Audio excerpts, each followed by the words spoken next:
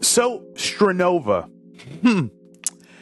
this game came out of nowhere for me. This game really just straight took me by surprise. Like no lie. I was looking up information on a other shooter that I cannot think of right now, and I happened to stumble across this third-person free-to-play shooter. Now, Strinova released November 21st, 2024 in the US. Again, guys, as a free-to-play title, it is a tactical third-person shooter that I feel has a unique twist on what they're doing here. Now, Strinova, for me, has been a pleasant surprise in the fact that I really feel like this is a tactical third-person shooter that is cutting through the noise and actually providing great feature sets and actually a real competitive edge in a game that would honestly make you want to invest time in the game. Like, honestly, Strinova is doing a lot of things correct here. And within this video here, guys, we're going to break everything down by the numbers. You already know how we do. We're 60 days out with this title, and I'm going to give you my feedback and also look at the game by the numbers, right? Let's see what the concrete data is saying about this game and if we are truly on to something, or is this going to be, unfortunately, another fly-by-night title? Now, you guys already know I must ask you the question of the day. Strinova, is it hitting for you? Is this game doing something that other shooters simply are not doing? Let me know down in the comment section below. There is no right or wrong answer, but I honestly want to hear from my community and the people that happen to stumble upon this video. Please be sure to keep it real and let me know how you feel, again, down below. Don't judge a book by its cover. Now, that's the theme of this here. That's the theme of Strinova all the way, right? You guys know me to cover more realistic looking, more military. Now, this theme here, this anime theme, this is something that's going to throw people off, right? If you're coming from the world of like Delta Force, Battlefield, Rainbow Six, even, Strinova might straight turn you off. And I'm not gonna lie. It just is what it is. But when you get to the core and get to the gist of the game, to what this game heart has to offer, you would see that this is a unique title that deserves your attention in every way. Strinova's foundation is just remarkable. It reminds me of a third-person Valorant, right? It's just hitting on all levels for that. And far as the quality of life features in this game, oh baby, oh baby. They got it going on in many ways. You could have match replay. You could spectate friends. You have a competitive arena that you could go into. Also, they have like a Overwatch payload game mode if you care to indulge in that. But you guys know me. I'm more round-based demolition, just hardcore competitive like that. That's my pocket. But I'm telling you, this game facilitates everything a gamer would need to strive and actually feel like they can invest time in a title such as Strinova. It has all the tools to keep you hooked and keep you coming back. But let's be real, 60 days out, what have we learned? Is Strinova really the shit out here? Are they really doing their thing? Well, guys, we're going to break down everything by the numbers. But before we do, make sure that you hit the like button on this video only if you enjoy it. And also, if you want to stay up to date on anything Strinova related, please consider subscribing to the channel today. So, ladies and gents, here we are, Strinova by the numbers. Now, let's go to a old friend I gotta mention here. Let's do this right now. Let's do this. Let's bring this up. Close comparison, right? Rogue Company. This is the data for Rogue Company all the way from its inception to where we are now, right? 24-hour peak of 425. This game has really came a long way, but in a negative way, in a sense. We clearly see the decline in this game, man.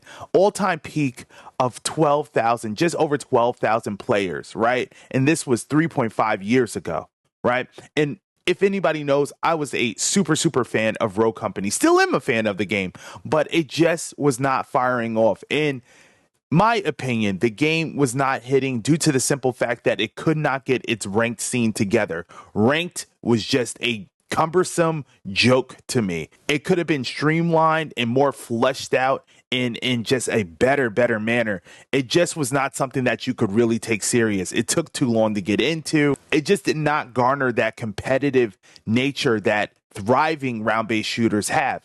Rogue Company just missed the mark there, and it is what it is. And the data clearly shows that story. Now, however, we have Strinova. Baby, look at these numbers here, right? 24-hour peak of 11,000 players, right? Just a little over 11,000 players. That's remarkable. Also, players right now, 7,400.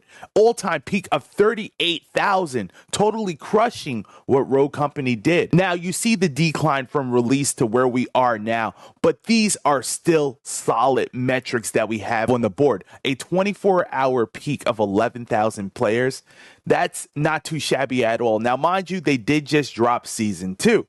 Season 2 is kind of hitting. We have a new agent on the field, new skins, different things that have popped off just now. But listen, man, the numbers and the metrics are looking pretty solid for this game being 60 days removed from release. Now, let's take a look at the Steam store data here. They have 47,000 followers. This free-to-play game ranks 83 in the world on Steam.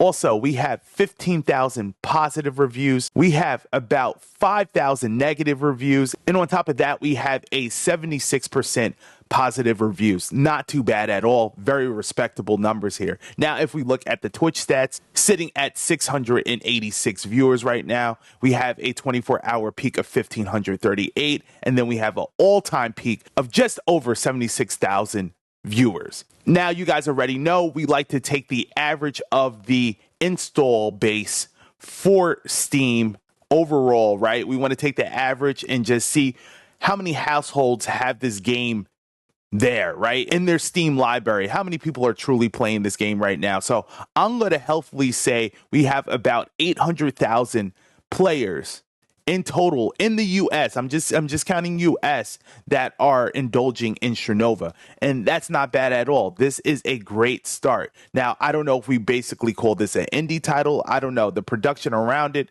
isn't given indie, but the developer, the publisher, iDreamSky, these guys got it going on. They're doing everything that's right. And also, if we look at the Steam Hub follower history here, we have a steady incline. We're just over 40,000 followers on their Steam page. So there is definitely an interest, and the data is definitely looking healthy. We're definitely seeing a incline over time, and hopefully that number keeps going up for the game. But this here is another solid metric that is just showing this game's incline, not decline. So Strinova is making headway with the community, and it clearly shows here. So you guys already know I like to give you guys great visuals here, right? So if we look at the blue, that's positive. If we look at the red, that's negative. Now look at the overall reviews.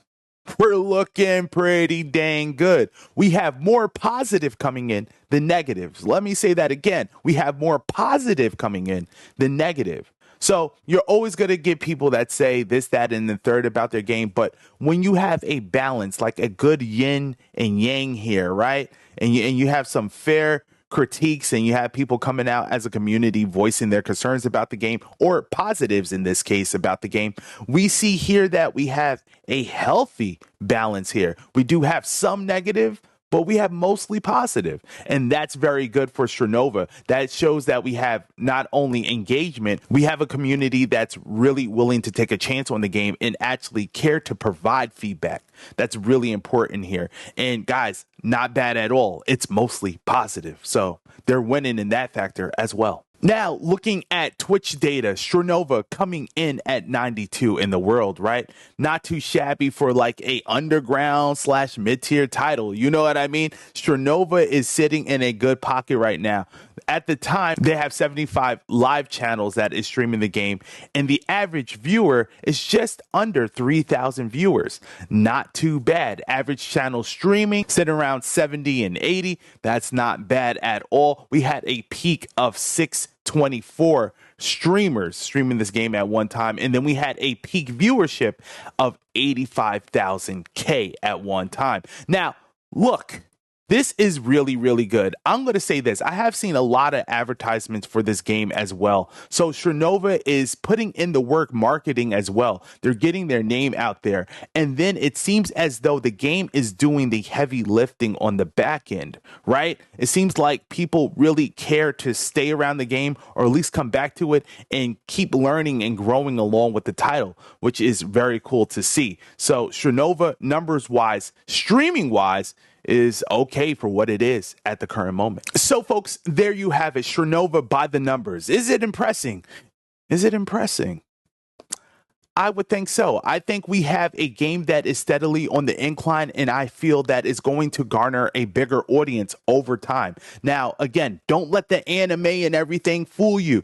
This game is a solid, competitive, competent tactical shooter. When you look at everything and sum it all up, this game is only going to do better in my eyes with time, right? We just got to give them that time, give them that grace, and let them have the building blocks of them really fortifying their game and making it better over time. Again, we have a great start, great quality of life features in this title. The game is very clean, but it could only get better with time and once they measure with data and see what the community is saying overall. Now, I see you guys at home really care about this title, man. I'm just seeing in the comments from different communities and different media that I'm seeing, a lot of people care about this game, and that's always a great thing. Also, on top of that, we recently had season 2 just pop off. We had a new agent, Yurguri, come out, and also on top of that, we had some skins released too as well. That's how the updates are really going to be for this game. Let's just keep it real. That's honestly what we're going to keep seeing. We're going to see agents and maybe a map or two there,